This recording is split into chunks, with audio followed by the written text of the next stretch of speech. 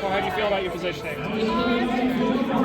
I think, yeah, it was just hard finding a comfortable position.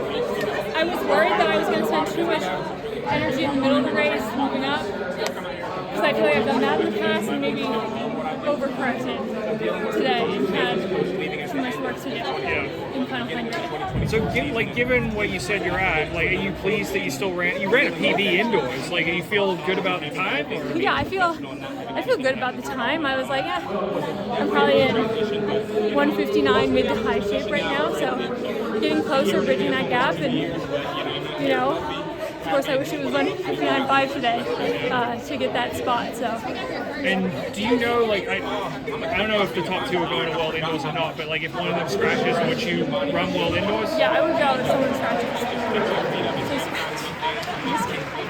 What's maybe the biggest takeaway, even though, again, personal best, even though you didn't get top two, but maybe what's the biggest takeaway from the race?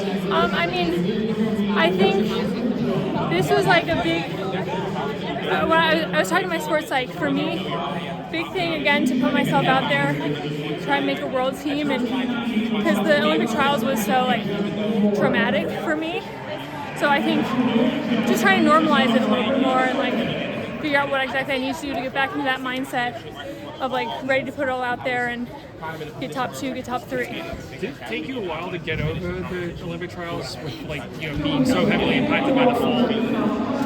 Yeah, I would say the first month afterwards I felt like it was impacting my training and my racing a little bit. And then everything died down and I realized this fall I still had a lot of hurt from it that I'm still working through, because it's also a little hard for me being on a team with a lot of international athletes, and we're going through this together, but they have very different journeys than I do, and so it's hard to put that into perspective sometimes. Have you always been working with a sports psych, or was it only since the Olympics or Olympic trials? So end of 2023, I wasn't really running my best.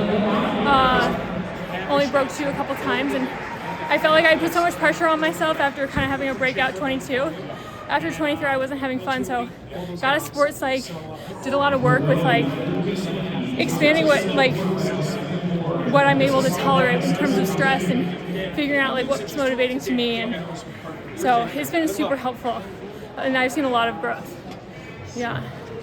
Good job out there. Yeah.